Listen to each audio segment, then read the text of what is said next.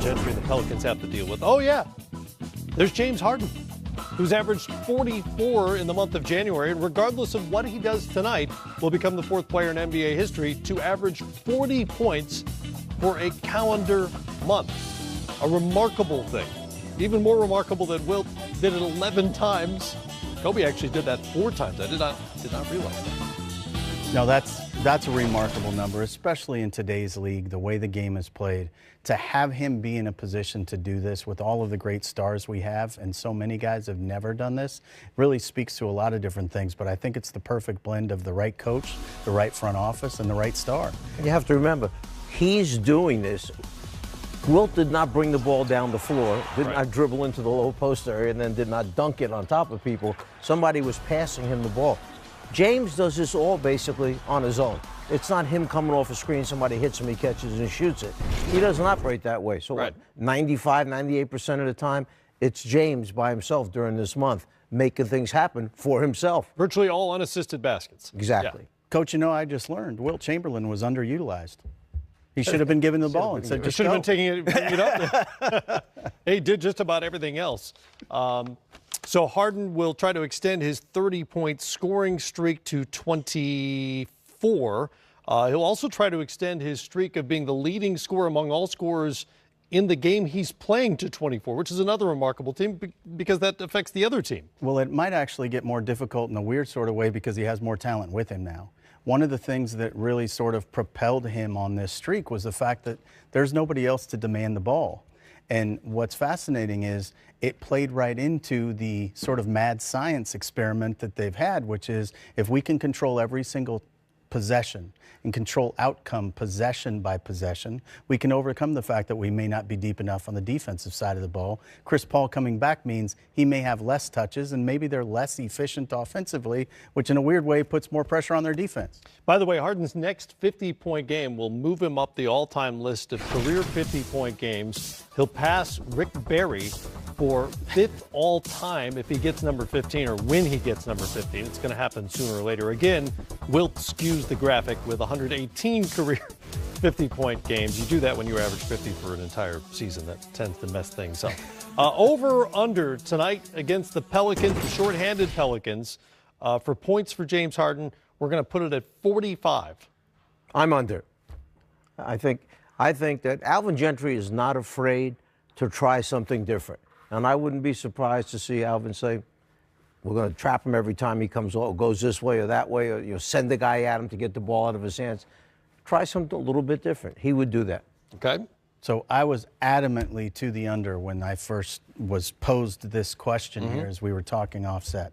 I have to be honest with you. I think I've come around to the idea that simply because you and I are working, it has to be a given that he gets 50 points. So I'm going to take the over. That is a sound strategy. I can't argue with that kind of logic. I'm going to go under as well. Chris Paul's out there. He's going to take some of the possessions away from him. And frankly, the Pelicans aren't playing very well right now. Defensively, they've been really bad all season. Harden might not need to play a ton in the fourth quarter. We'll see how that plays out later on tonight.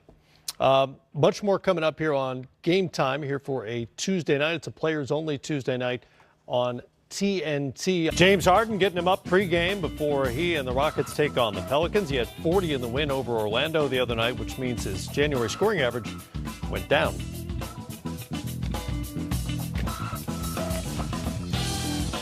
That's coming up at the top of the hour as the players-only franchise returns to TNT. Pelicans and Rockets coming up. Grant Hill will be part of that broadcast along with Isaiah Thomas, Jason Terry, and Caron Butler. And as you can see, here he is in the flesh, or at least on TV, joining us from Houston.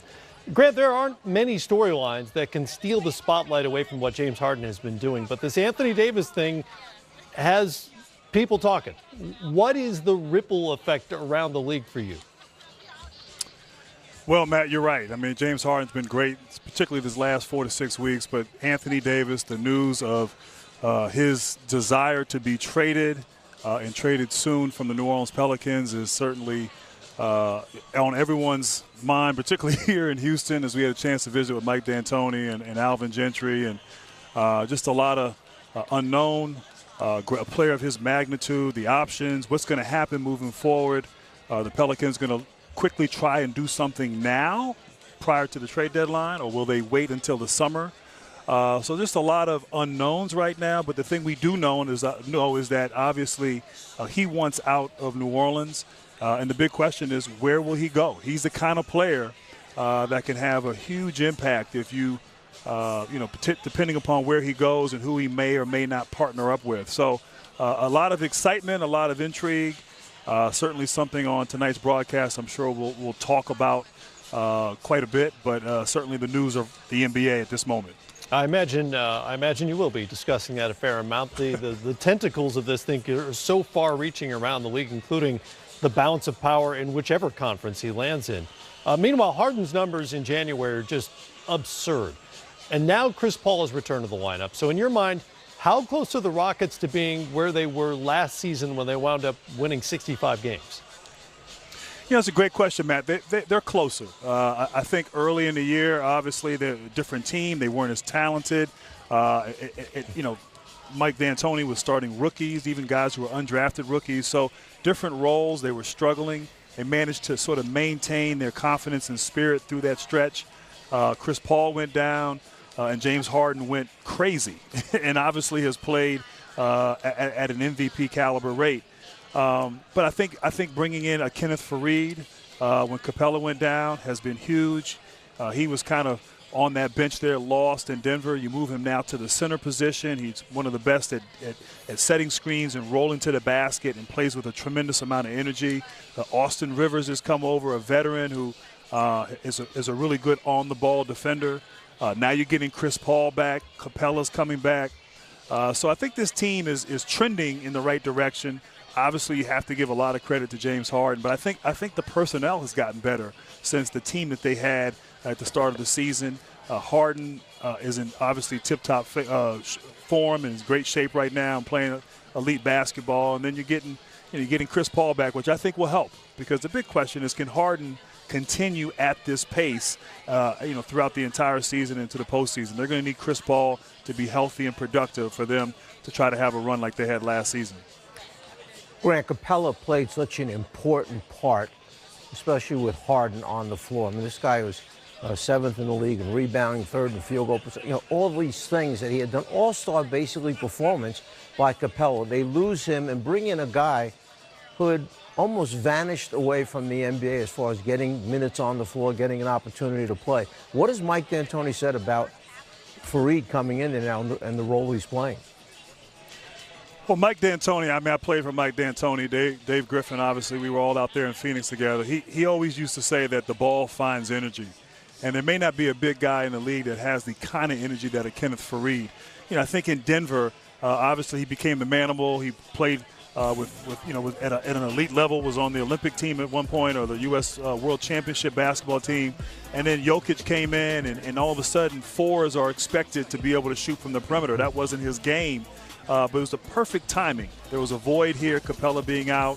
He's come in, playing more of the five position, setting screens, rolling to the basket, finishing. When Capella was out for that 10-game stretch, they weren't getting baskets at the rim. They were shooting even more three-pointers with a P.J. Tucker at the center position. But Faried now sort of plays that diver role, and he dives so hard that you have to really, defensively guarding Houston, you have to make an adjustment. You have to make the proper read. And so now getting back to that basketball that they're accustomed to playing. And Faried, when Capella comes back, now you have two bigs who can come in and play and give you different looks both on offense and on defense. And then, of course, Chris Paul getting back in the mix. So this team, like I said, is moving in the right direction. But Faried has been huge, and certainly Mike D'Antoni has been very happy. Grant, one of the things I think that gets lost in all of this Anthony Davis talk is exactly how good Drew Holiday's been this season and the burden he's been carrying. He's had to play 9 games without AD as it is, and he's probably been their most consistent player. What does Alvin say about Drew and the season he's had and where they go from here? Yeah, Dave, we talked about Drew with Alvin. He just said he's been solid, he's been consistent. Nothing phases him. He'll come out and be a professional, play at a high level. And you're right. With all the talk this year of Anthony Davis and what's his future, and obviously the news here in the last 48 hours, Drew Holiday is putting up all-star numbers. And 20 points, 8 assists. Obviously would be in the all-star game if New Orleans was in the playoff picture. but quietly under the radar, just going about his business, playing great. And, it's interesting. One of the things we talked about, and certainly Drew Holiday plays a role, we talked about this with Alvin, when they've had all their guys healthy, all the guys that played in their, top 7, 8-man rotation, they've been 7-3 this year. And they just, the injuries and AD being out, Mirotic, at times Randall was out, Peyton was out for 31 games early in the year. This team doesn't have great depth, and not having these guys healthy has really hurt them, and you never really got a chance to see what this team could do after the success of last season in the postseason. So, but Drew Holiday, he has been a mainstay, and he's been someone who, even against Houston, he's guarded James Harden well. The games they played prior, he's, been able to, really keep him off the three-point line, not foul him, make him a two-point shooter. And if you look at the numbers, he's actually done a pretty good job head-to-head, and I imagine we'll get a lot of that tonight. Injuries a factor again tonight for the Pelicans. Julius Randle is out. Etuan Moore is going to rest tonight. Elfrid Payton also out with the ankle injury, in addition, of course, to Anthony Davis. Grant Hill, though, fit as a fiddle and ready to broadcast at the top of the hour. Players only tonight. It's the Pelicans and the Rockets. We'll see you then.